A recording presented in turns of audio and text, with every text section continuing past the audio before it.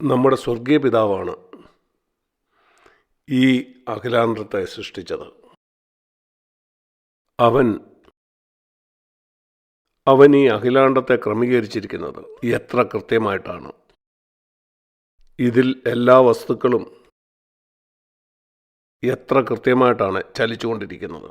അതെല്ലാം എത്ര മനോഹരമായിട്ട് ക്രമീകരിച്ചു, ഒരു തെറ്റും സംഭവിക്കാതെ, ഒരു നിമിഷാർത്ഥം പോലും വ്യത്യാസമില്ലാതാണ് ഭൂമി അതിൻ്റെ അച്ചുതണ്ടിൽ ചുറ്റിത്തിരിഞ്ഞുകൊണ്ടിരിക്കുന്നത്, വളരെ വളരെ കൃത്യമായ സമയം കൊണ്ട്.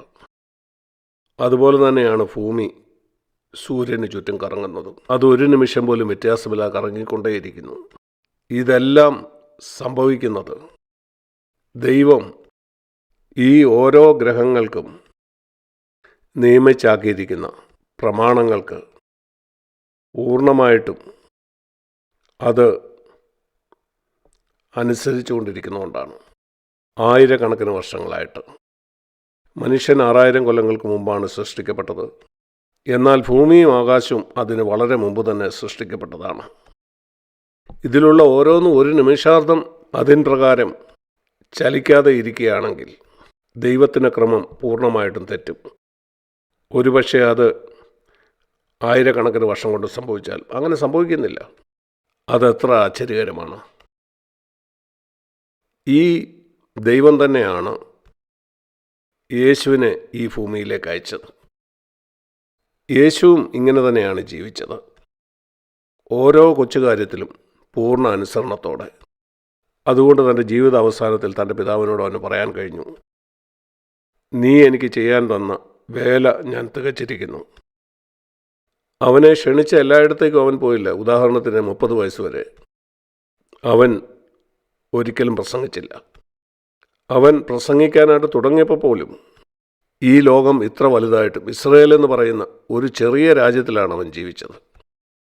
തൻ്റെ പിതാവിനെ പൂർണ്ണമായിട്ടും അനുസരിച്ചുകൊണ്ടാണ് അവൻ ഈ ലോകത്തിൽ ജീവിച്ചത്. പിതാവ് പറഞ്ഞു, നീ ഇസ്രായേലിൽ മാത്രം ജീവിച്ചാൽ മതി. അതുകൊണ്ട് അവൻ അതിന് പുറത്തു പോയില്ല. ഒരിക്കലും ഒരു ഭൂതഗ്രസ്തനെ സൗഖ്യമാക്കാനായിട്ട് അവൻ അതിൻ്റെ പുറത്തേക്ക് സഞ്ചരിച്ചു. ഒരു രാജ്യത്തിൽ മാത്രമായിരുന്നു തൻ്റെ ശുശ്രൂഷ അവൻ ചെയ്തത്. ലോകത്തിലെവിടെയോ അവനൊരു അനുഗ്രഹമാകാൻ കഴിയുമായിരുന്നു. ചൈനയിൽ പോയി അത്ഭുതം ചെയ്യാൻ കഴിയുമായിരുന്നു. അവിടെയും ആളുകളെ ദൈവത്തിലേക്ക് നടത്താൻ അവന് കഴിയുമായിരുന്നു. എന്നാൽ ദൈവത്തിൻ്റെ പൂർണ്ണമായ ഹിതത്തിന് വെളിയിലേക്ക് അവൻ സഞ്ചരിച്ചില്ല. ഈ ലോകം ദൈവത്തിൻ്റെ ക്രമത്തിന് കീഴ്പ്പെട്ടിരിക്കുന്നത് പോലെ തന്നെ, അത് ദൈവപ്രമാണങ്ങൾക്ക് കീഴ്പ്പെട്ടിരിക്കുന്ന പോലെ, യേശുവിൻ്റെ പൂർണ്ണതയുള്ള ജീവിതം ഇതുപോലെ തന്നെ കൊച്ചു കാര്യങ്ങളിലും അണുവിട ദൈവഹിതത്തിൻ്റെ ഉള്ളിൽ തന്നെ അവൻ ജീവിച്ചു. പിതാവ് അവനോട് പറഞ്ഞ കാര്യങ്ങൾ മാത്രം. ലൂക്കോസ് 4 ഒരു വലിയ ഉണർവിനെക്കുറിച്ച് നാം വായിക്കുന്നുണ്ട്. ആ അധ്യായത്തിൻ്റെ അവസാന ഭാഗത്ത് മാനുഷികമായിട്ട് നാം ചിന്തിച്ചാൽ നാം പറയും, എത്ര വലിയ ഉണർവാണ്, നമുക്കിവിടെ തന്നെ തുടർന്ന് ശുശ്രൂഷ ചെയ്യാം. എന്നാൽ അതിരാവിലെ അവൻ പ്രാർത്ഥിക്കാനായിട്ട് പോയി. പിതാവ് പറഞ്ഞു, മറ്റൊരിടത്തേക്ക് പോവുക. തൻ്റെ മാനുഷിക ചിന്തയ്ക്ക് അവൻ കീഴ്പ്പെട്ടില്ല. കാരണം തൻ്റെ പിതാവ് മറ്റൊരു കാര്യമാണ് അവനോട് പറയുന്നത്. അവൻ ചുറ്റും നടന്ന ആളുകളെ ഉയർത്തെഴുന്നേൽപ്പിക്കായിരുന്നില്ല. അങ്ങനെ ചെയ്തിരുന്നെങ്കിൽ കൂടുതൽ ആളുകൾ അവനെ വിശ്വസിച്ചേനെ. 3 പേരെ മാത്രമേ അവൻ ഉയർത്തെഴുന്നേൽപ്പിച്ചുള്ളൂ. നാം സൂക്ഷ്മമായി പഠിച്ചാൽ ഇതുപോലുള്ള പല കാര്യങ്ങൾ അവൻ്റെ ജീവിതത്തിൽ കാണാൻ കഴിയും. അവൻ്റെ ജീവിതം നിസ്സാര കാര്യങ്ങളിലും പിതാവിനോടുള്ള പൂർണ്ണ അനുസരണത്തിലായിരുന്നു. തൻ്റെ പിതാവിൻ്റെ അധികാരത്തിന് അവൻ തന്നെ പൂർണ്ണമായിട്ടും വിധേയപ്പെടുത്തി കൊടുത്തു. തൻ്റെ ജീവിതം കൊണ്ട് അവൻ നമുക്ക് ഒരു മാതൃക വെച്ചേച്ച് പോയിട്ടുണ്ട്. ലൂക്കോസ് 2-ാം അധ്യായത്തിൽ യേശുവിനെ പറ്റി ആദ്യമായിട്ട് പറയുന്ന ഇപ്രകാരമാണ്. ലൂക്കോസ് 2-ാം അധ്യായത്തിൽ കാണുന്നത്, അവൻ ദേവാലയത്തിലേക്ക് പോകുന്നു. അവിടെ അവൻ ശാസ്ത്രിമാരോട് സംസാരിക്കുന്നത് നാം കാണുന്നു. ലൂക്കോസ് 2-ാം അധ്യായം 46-47 വാക്യങ്ങൾ. ആ കാലത്ത് ജീവിച്ചിരുന്ന ഏറ്റവും ജ്ഞാനമുള്ള ഉപദേഷ്ടാക്കന്മാരോട് 12 വയസ്സുള്ള യേശുവിന് ഇത്രമാത്രം ജ്ഞാനത്തോടെ എങ്ങനെ സംസാരിക്കാൻ കഴിഞ്ഞു? അന്ന് ദൈവവചനം പഴയ നിയമമായിരുന്നു. ആ കാലത്ത് ജീവിച്ചിരുന്ന ഉപദേഷ്ടാക്കന്മാരെക്കാൾ കൂടുതൽ ദൈവവചനം യേശു അറിഞ്ഞതുകൊണ്ട് അവൻ ഇപ്രകാരം ചിന്തിക്കാമായിരുന്നു, എനിക്കിപ്പം തന്നെ പ്രസംഗിക്കാനായിട്ട് തുടങ്ങും. ഇസ്രയേലിൽ തന്നെയുള്ള പല സ്ഥലങ്ങളിൽ പോയി അവിടെ അവരോട് സംസാരിക്കാമായിരുന്നു, ഈ ഉപദേഷ്ടാക്കന്മാരോട് സംസാരിച്ചതുപോലെ. എന്നാൽ അവൻ അങ്ങനെ ചെയ്തില്ല. അവൻ തിരിച്ചവൻ്റെ ഭവനത്തിലേക്ക് പോയി. 51 വാക്യത്തിൽ നാം അതാണ് വായിക്കുന്നത്. അവൻ തുടർന്നും മറിയയ്ക്കും യോസേഫിനും കീഴടങ്ങിയിരുന്നു. അവർക്ക് ദൈവവചനത്തെക്കുറിച്ച് ആഴമായി അറിയില്ല. എന്താണ് ശരിയായ ദൈവഭക്തി എന്നതിൻ്റെ ശരിയായ ഒരു മാതൃകയാണ് നാം ഇവിടെ കാണുന്നത്. ശരിയായ ദൈവഭക്തി തൻ്റെ പിതാവിൻ്റെ ഇഷ്ടത്തിന് പൂർണ്ണമായിട്ടും കീഴടങ്ങുന്നതാണ്. എന്താണ് നല്ലതെന്ന് നമ്മുടെ ബുദ്ധി നമ്മളോട് പറയുന്നത് ചെയ്യുന്നതല്ല. പിന്നെ 18 വർഷം. ഇവിടെ അവന് 12 വയസ്സ് മാത്രമേ ആയിട്ടുള്ളൂ. 42 വാക്യത്തിൽ നാം കാണുന്ന അതാണ്. അതിനുശേഷം ഏതാണ്ട് 18 വർഷം അവൻ ഒരിക്കൽ പോലും പ്രസംഗിച്ചില്ല. ഈ ഉപദേഷ്ടാക്കന്മാരോട് സംസാരിച്ച പോലെ വ്യക്തികളോട് സംസാരിച്ച് കാണും, എന്നാൽ ഒരിക്കലും പ്രസംഗിക്കുകയോ അത്ഭുതം ചെയ്യുകയോ ചെയ്തില്ല. നിങ്ങൾ ചിന്തിക്കുക, ഈ 18 കൊല്ലം അവൻ എന്താ ചെയ്ത്? അവൻ മേശകളും കസേരകളും ഒക്കെ ഉണ്ടാക്കിക്കൊണ്ടിരുന്നു. കേടായ അലമാരകളും കിടക്കുകളും ഒക്കെ ശരിയാക്കി കാണും. അങ്ങനെ സാധുക്കളായ വിധവമാരെ സഹായിച്ച് കാണും. അങ്ങനെ പല കാര്യങ്ങളും അവൻ ചെയ്തുകൊണ്ടിരുന്നു. തൻ്റെ ജീവിതമാർഗം അവൻ സമ്പാദിച്ചു. യോസേഫ് അപ്പോഴത്തേക്കും മരിച്ചു. തൻ്റെ അമ്മയും 4 സഹോദരന്മാരും 2 സഹോദരിമാരും അവനുണ്ടായിരുന്നു. നിങ്ങൾ ചിന്തിക്കുന്നു ദൈവത്തിൻ്റെ ഹിതം ഇതായിരുന്നു. അവൻ തൻ്റെ പുത്രനെ ഈ ഭൂമിയിൽ അയച്ച് 30 കൊല്ലം പാഴാക്കി കളയാൻ അനുവദിച്ചോ? ഒരിക്കലും അവൻ പ്രസംഗിച്ചില്ല. എത്രയോ കാര്യങ്ങൾ അവന് ചെയ്തു തീർക്കാൻ കഴിയുമായിരുന്നു ആ 30 കൊല്ലം കൊണ്ട്. നമ്മൾ പലപ്പോഴും പ്രവൃത്തിയുടെ വ്യാപ്തിയെപ്പറ്റിയാണ് ചിന്തിക്കുന്നത്. നിനക്ക് അവിടെ പോകാമായിരുന്നു, ഇവിടെ പോകാമായിരുന്നു, എത്രയോ കാര്യങ്ങൾ ചെയ്യാമായിരുന്നു. എന്നാൽ അവൻ തൻ്റെ ജീവിതത്തിൽ 3.5 കൊല്ലമേ പ്രസംഗിച്ചുള്ളൂ. എന്നാൽ മാനുഷികമായിട്ട് ചിന്തിച്ചാൽ അത് ശരിയാണെന്ന് നമുക്ക് തോന്നുകയില്ല. ഇത്രമാത്രം ദൈവവചനത്തെപ്പറ്റി അറിവുള്ള ഒരാൾ, അത്ഭുതം ചെയ്യാൻ ഇത്രമാത്രം കഴിവുള്ള ഒരാൾ, എന്തുകൊണ്ടാണ് 33.5 വയസ്സിൽ അവൻ മരിച്ചു പോയത്? 70 വയസ്സ് വരെ അവന് ജീവിക്കാമായിരുന്നല്ലോ. എത്ര അധികം ആളുകളെ അവൻ അനുഗ്രഹിക്കാൻ കഴിയുമായിരുന്നു. ഇങ്ങനെയാണ് നമ്മുടെ മാനുഷിക ബുദ്ധി പ്രവർത്തിക്കുന്നത്. യേശുവിൻ്റെ ഈ ജീവിതത്തിലേക്ക് നോക്കുമ്പോൾ ഒരു കാര്യം നമുക്ക് വ്യക്തമാകും. നമ്മൾ മാനുഷികമായി ചിന്തിക്കുന്നത് സമ്പൂർണ്ണമായിട്ടും തെറ്റായ ഒരു കാര്യമായി തീരാമെന്ന്. അത് ദൈവം ചിന്തിക്കുന്നതിന് നേരെ വിരുദ്ധവുമായിരിക്കാം. നമ്മുടെ ജീവിതത്തെപ്പറ്റി ഒന്ന് ചിന്തിച്ചു നോക്കിക്കേ. എനിക്കെന്താണ് നല്ലതെന്ന് തോന്നുന്നത് അനുസരിച്ച് ഞാൻ ജീവിക്കാൻ തുടങ്ങിയാൽ ഞാൻ തെറ്റായ വഴിയിലായിരിക്കും പോകുന്നത്. ഞാൻ കണ്ട ഒരു കാര്യം, പെന്തക്കോസ്ത് നാളിന് ശേഷം നമുക്കത് അപ്പോസ്തല പ്രവൃത്തി 12-ാം അധ്യായത്തിൽ കാണാൻ കഴിയും. യേശുവിനോടുകൂടെ ഉണ്ടായിരുന്ന 11 പേരെ പറ്റിയാണ് പറയുന്നത്. അവരൊരു ചെറിയ കൂട്ടമാണ്. അവർ കാരണമാണ് ഈ ലോകം മുഴുവനും സുവിശേഷം വ്യാപിച്ചത്. ഓർക്കുക, 11 പേരും മാത്രം. നമ്മൾ കാണുന്നത് അവരിൽ ഒരാൾ യാക്കോബായിരുന്നു. അപ്പോസ്തല പ്രവൃത്തി 12:2. ഹേരോദാവ് അവനെ പിടിച്ച് വാളുകൊണ്ട് കൊന്നുകളഞ്ഞു. എന്തുകൊണ്ടാണ് യാക്കോബ് കൊല്ലപ്പെടാനായിട്ട് ദൈവം അനുവദിച്ചത്? അവന് ഏതാണ്ട് 30 വയസ്സ് പ്രായമേ ഉള്ളൂ. അവൻ്റെ സഹോദരനായ യോഹന്നാൻ 90 വയസ്സ് വരെ ജീവിച്ചിരുന്നു. 65 കൊല്ലം കൂടുതൽ. അനേകം നാടുകളിൽ പോയി സഭ പണിതു, ദൈവവചനം എഴുതി, എത്രയധികം പ്രവർത്തികൾ ചെയ്യാൻ അവന് കഴിഞ്ഞു. യാക്കോബ് കൊല്ലപ്പെടാതെ അവനെ രക്ഷിക്കാൻ ദൈവത്തിന് കഴിയില്ലായിരുന്നു? നിശ്ചയമായിട്ടും കഴിയുമായിരുന്നു. നമുക്ക് കാണാൻ കഴിയും, ഹെരോദാവ് പത്രോസിനെയും ഇതുപോലെ പിടിച്ച് തടവിലാക്കിയിരുന്നു. അവനെ അറസ്റ്റ് ചെയ്യുമായിരുന്നു. പിറ്റേ ദിവസം അവൻ്റെ തല ഛേദിക്കാൻ ഹെരോദാവ് നിശ്ചയിച്ചു. അന്ന് രാത്രി അവൻ്റെ തല ഛേദിക്കുന്ന തലേനാൾ ഒരു ദൂതൻ അവന് പ്രത്യക്ഷനായി. അവനെ 7-ാം വാക്യത്തിൽ ദൂതൻ ആ കാരാഗ്രഹത്തിൽ നിന്ന് പുറത്തു കൊണ്ടുവന്നു. ഒരു മനുഷ്യനെന്ന തലത്തിൽ എനിക്ക് തോന്നിയ ഒരു കാര്യം, എന്തുകൊണ്ടാണ് 2 ദിവസം മുമ്പ് യാക്കോബിനെ രക്ഷിക്കാനായിട്ട് ദൂതൻ വരാതിരുന്നത്? മനുഷ്യൻ്റെ ചിന്ത പോലല്ല ഇവിടെ ദൈവം പ്രവർത്തിക്കുന്നത്. ഇവിടെ എല്ലാ ശിഷ്യന്മാരും ഈ കാര്യം തിരിച്ചറിഞ്ഞിരുന്നു. ദൈവത്തിൻ്റെ പ്രമാണങ്ങൾക്ക് കീഴടങ്ങുന്നതും അവൻ്റെ ഇഷ്ടത്തിന് കീഴടങ്ങി ജീവിക്കുന്നതുമാണ് ഒരു മനുഷ്യന് ജീവിക്കാൻ കഴിയുന്ന ഏറ്റവും പൂർണ്ണതയുള്ള ജീവിതമെന്ന് പുതിയ നിയമം പഠിച്ചപ്പം എനിക്ക് മനസ്സിലായതാണ്. എനിക്കറിയില്ല നമ്മളിൽ എത്ര പേര് ഈ കാര്യം മനസ്സിലാക്കിയിട്ടുണ്ടെന്ന്. ദൈവം കാര്യങ്ങൾ ചെയ്യുന്നത് ഒരു പ്രത്യേക വിധത്തിലാണ്. അവൻ്റെ ആ ഹിതത്തിന് കീഴടങ്ങി ജീവിക്കുന്നതാണ് ഒരു മനുഷ്യനെ സംബന്ധിച്ചിടത്തോളം ഏറ്റവും മെച്ചപ്പെട്ട കാര്യം. ഒരു ദിവസം കൂടെ കൂടുതൽ കിട്ടിയാൽ പോലും യാക്കോബിന് മറ്റൊന്നും പുതുതായിട്ട് ചെയ്യാൻ കഴിയുമായിരുന്നില്ല. തൻ്റെ സഹോദരനായ യോഹന്നാനെ പോലെ 65 കൊല്ലം കൂടെ കൂടുതൽ ജീവിക്കുക ദൈവത്തിന് ഹിതമായിരുന്നില്ല. നമ്മളെപ്പോഴും പ്രവൃത്തിയുടെ വ്യാപ്തിയെപ്പറ്റിയാണ് ചിന്തിക്കുന്നത്. എത്ര യാത്ര ചെയ്തു. യേശു ഒരിക്കലും ഇസ്രായേലിന് വെളിയിൽ പോയില്ല. അതൊരു സമയം പാഴാക്കലായിരുന്നു. അവൻ അനേക രാജ്യങ്ങളിൽ സഞ്ചരിച്ച് അനേകർക്ക് അനുഗ്രഹമാകാൻ കഴിയാഞ്ഞിട്ടാണോ? ദൈവഹിതം മനസ്സിലാക്കാൻ ഇതെപ്പോഴും ഓർത്തിരിക്കുക. പലപ്പോഴും നമ്മുടെ ജ്ഞാനത്തിനനുസരിച്ചാണ് നാം പല കാര്യങ്ങളും ചിന്തിക്കുന്നത്. അതുകൊണ്ട് ദൈവം എങ്ങനെയാണ് ഈ ചരാചരങ്ങളെയൊക്കെ സൃഷ്ടിച്ചതെന്നും അതിനെ ക്രമീകരിച്ചതെന്നും ഒക്കെ ചിന്തിക്കുമ്പോൾ നമ്മൾ ചിന്തിക്കുന്നത് ഇതെല്ലാം ആദമിനെയും ഹവ്വയെയും ഏദൻ തോട്ടത്തിൽ സൃഷ്ടിച്ച ആ സമയത്തായിരിക്കുമെന്നാണ്. ഉൽപ്പത്തിയിൽ തന്നെ പിശാച് ഏദൻ തോട്ടത്തിൽ കടന്നു വരുന്നത് നാം കാണുന്നുണ്ട്, ഹവ്വയെ പരീക്ഷിക്കുന്നത്. അതുകൊണ്ട് ആദാമിനും ഹവയ്ക്ക് മുമ്പ് ഒരു സൃഷ്ടി ഉണ്ടായിരുന്നു. നിങ്ങളിൽ പലർക്കും അതേപ്പറ്റി അറിവുണ്ടായിരിക്കും. അത് അറിയാത്തവർക്ക് വേണ്ടി ചില കാര്യങ്ങൾ ഞാൻ കാണിച്ചു തരാം. എങ്ങനെയാണ് പിശാചായി തീർന്നതെന്ന്. ദൈവം അവനെ സൃഷ്ടിച്ചത് സകല ദൂതന്മാരുടെയും തലവനായിട്ടാണ്. സകല ദൂതന്മാരുടെയും തലവനായിരുന്നു അവൻ. അവൻ്റെ പേര് നമുക്കറിയത്തില്ല. ഉദയനക്ഷത്രം എന്നാണ് അവനെ വിളിച്ചിരുന്നത്. യെശയ്യാവ് 14:12 വാക്യം. ലാറ്റിൻ ഭാഷയിൽ അതിൻ്റെ അർത്ഥം ലൂസിഫർ എന്നാണ്. അങ്ങനെയാണോ ലൂസിഫർ എന്ന പേര് ലഭിച്ചത്. എന്നാൽ അതല്ല അവൻ്റെ പേര്. അരുണോദയ പുത്ര എന്നുള്ളത് അവൻ്റെ വിളിപ്പേരാണ്. ഈ ദൂതൻ എല്ലാ ദൂതന്മാരുടെയും തലവനായിരുന്നെങ്കിലും ഇവിടെയാണ് ആദ്യമായിട്ട് ഈ ചരാചരത്തിൽ പാപം ജനിക്കുന്നത്. അതിനു മുമ്പ് ഒരിക്കലും പാപം ഉണ്ടായിരുന്നില്ല. എവിടെയാണ് പാപം ജനിച്ചതെന്ന് നിങ്ങൾക്കറിയണോ? അത് ഉൽപ്പത്തി 3-ലല്ല, ഇവിടെയാണ് യെശയ്യാവ് 14. ഇത് നിങ്ങൾ അറിഞ്ഞിരിക്കേണ്ടത് ആവശ്യമാണ്. ആളുകൾ ഒരു രോഗത്തെപ്പറ്റി കേൾക്കുമ്പോൾ അതെങ്ങനെയാണ് ആരംഭിച്ചതെന്ന് അവരറിയാൻ ആഗ്രഹിക്കും. അതറിഞ്ഞെങ്കിലേ അതിന് ചികിത്സിക്കാൻ പറ്റത്തുള്ളൂ.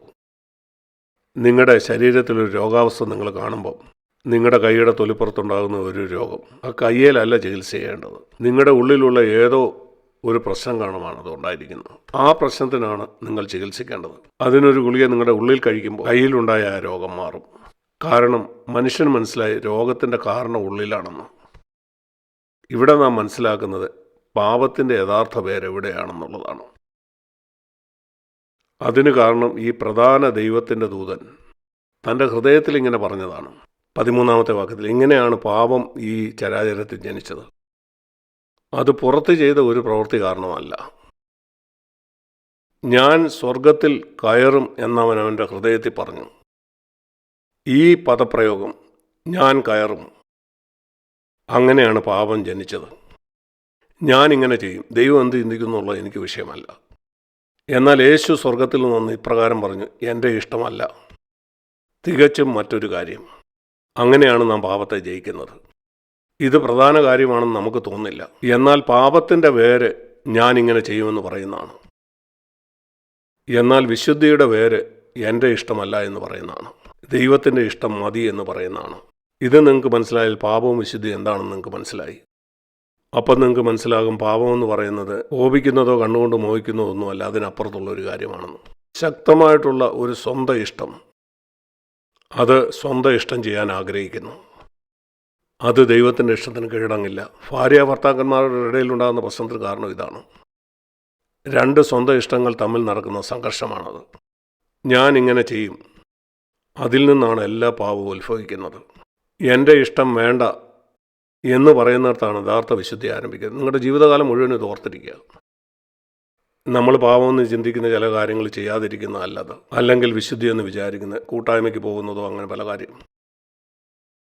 ഞാൻ 13-ാം വാക്യം ശ്രദ്ധിച്ച് വായിച്ചേ.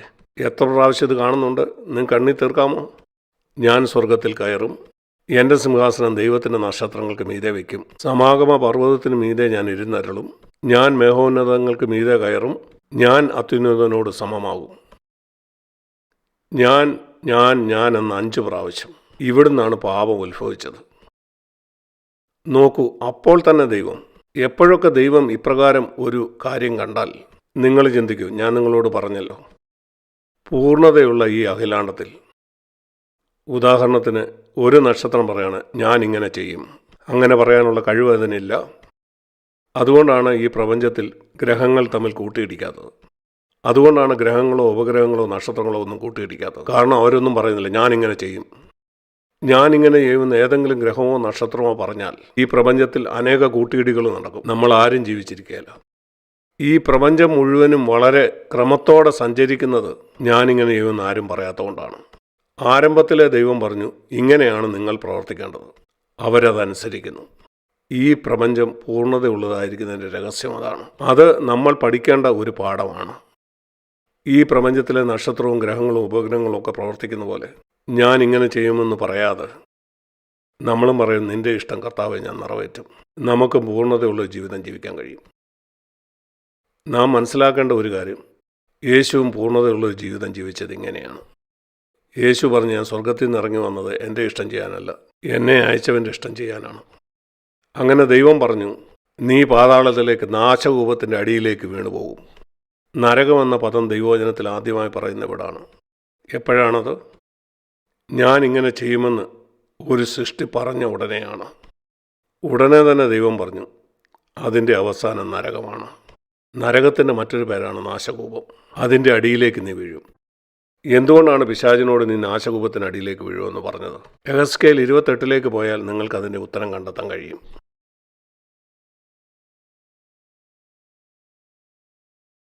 യെഹെസ്കേൽ 28 അധ്യായം. ഇതേ ദൂതനെ പറ്റി തന്നെ പറയുന്നതാണ്. അവനെ ഇവിടെ സോർ പ്രഭു എന്നാണ് പറയുന്നത്. പ്രഭു എന്ന് പറഞ്ഞാൽ കർത്തൃത്വം നടത്തുന്നവനെന്ന് പറയാം. സോറിൽ ഒരു പ്രഭു ഉണ്ടായിരുന്നു. അത് സോറിൻ്റെ നേതാവായിരിക്കുന്ന ഒരു ഭരണകർത്താവിനെ കുറിച്ചാണ് പറയുന്നത്. എന്നാൽ യഥാർത്ഥത്തിൽ അവിടുത്തെ പ്രഭു വീണുപോയ ഈ ദൂതനായിരുന്നു. ഇത് എഴുതുമ്പം അവൻ വീണ് കഴിഞ്ഞിരുന്നു.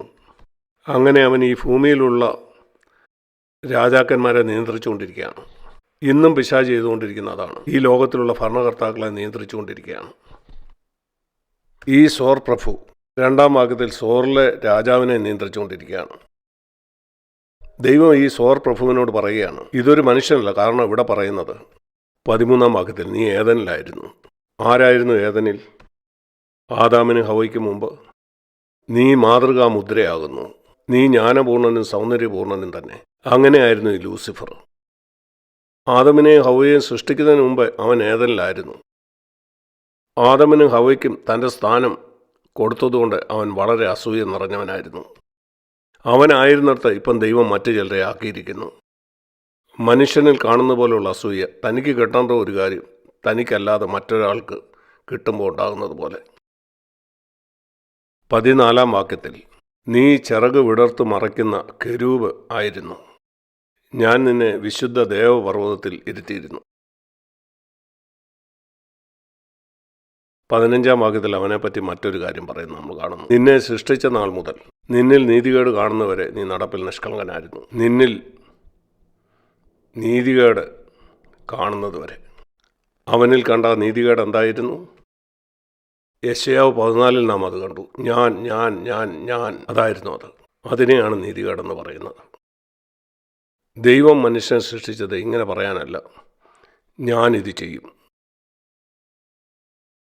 അവൻ അങ്ങനെ ആയിത്തീർന്നതുകൊണ്ട് 16 വാക്യത്തിൽ, ഞാൻ നിന്നെ ദേവപർവ്വതത്തിൽ നിന്ന് തള്ളിക്കളഞ്ഞു. 17 വാക്യത്തിൽ, നിന്റെ സൗന്ദര്യ നിമിത്തം നിന്റെ ഹൃദയം ഗർവിച്ചു. അവന് ദൈവം കൊടുത്ത ആ സൗന്ദര്യവും കഴിവും അവനെ നിഗളത്തിലേക്ക് നടത്തുകയും അത് അവനെക്കൊണ്ട് ഞാൻ എന്നു പറയാൻ അവനിടയായി. നമുക്കിവിടെ കാണാൻ പറ്റുന്നത് നിഗളമാണ് ഒരു മനുഷ്യനെ കൊണ്ട് പാപം ചെയ്യിക്കുന്നത്. എന്നെക്കൊണ്ടിത് പറ്റും. ഈ ലോകത്തിൽ നടക്കുന്ന എല്ലാ പ്രശ്നത്തിനും കാരണം നിഗളമാണ്. നിന്റെ ഹൃദയം നിഗളിച്ചു.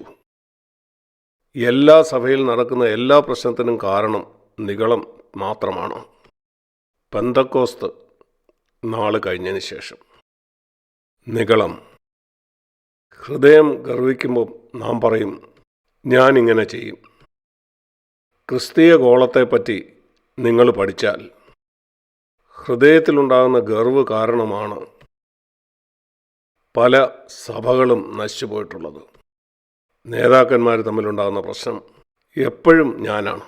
2 ഞാനും ഏറ്റുമുട്ടുമ്പം പ്രശ്നങ്ങൾ ആരംഭിക്കും. എന്തുകൊണ്ടാണ് ഇവിടെ ഹൃദയം ഗർവിച്ചത്? എന്തായിരുന്നു കാരണം? എന്തുകൊണ്ട്? നീ ഒരു മടയനും ആകർഷണമില്ലാത്തവനുമാണെങ്കിൽ നിന്റെ ഹൃദയം ഉയരില്ല. നിനക്ക് സൗന്ദര്യമുള്ളപ്പോഴാണ് നിന്റെ ഹൃദയം ഗർവിക്കുന്നത്. നീ വിരൂപയാണെങ്കിൽ നിഗളിക്കത്തില്ല. ഒരു സ്ത്രീ അവൾ കണ്ണാടിയിൽ നോക്കുമ്പോൾ അവൾക്ക് തോന്നുന്നു മറ്റെല്ലാവരേക്കാളും എനിക്ക് കൂടുതൽ സൗന്ദര്യമുണ്ടെന്ന് തോന്നിയാൽ അവിടെ ഹൃദയം ഉയരും. അല്ലെങ്കിൽ നീ വലിയ ജ്ഞാനിയാണെങ്കിൽ, നിന്റെ ചുറ്റുമുള്ള എല്ലാവരേക്കാളും നീ കൂടുതൽ ജ്ഞാനിയാണെങ്കിൽ, അത് സഭയിലുള്ള ആളുകളെക്കാളും കൂടുതലായാലും, എനിക്ക് വേദപുസ്തകമൊക്കെ നന്നായിട്ട് അറിയാം, ഹൃദയം ഗർവിക്കാൻ സാധ്യതയുണ്ട്.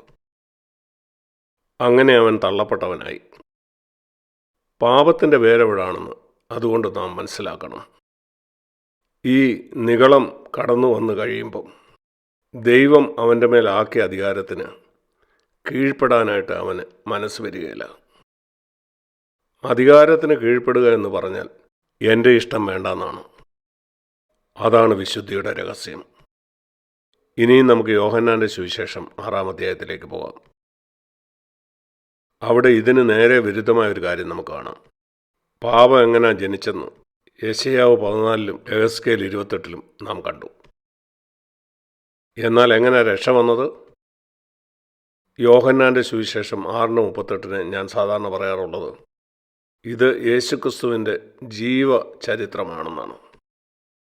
നിങ്ങൾക്കറിയാം, ഇംഗ്ലീഷിൽ ബയോഗ്രഫി എന്ന് പറഞ്ഞാൽ അതൊരു മനുഷ്യൻ്റെ ജീവചരിത്രമാണ്. അത് മറ്റൊരാളാണ് എഴുതുന്നത്. ഓട്ടോബയോഗ്രഫി എന്ന് പറഞ്ഞാൽ ഒരു മനുഷ്യൻ തൻ്റെ തന്നെ ജീവചരിത്രം എഴുതുന്നതാണ്.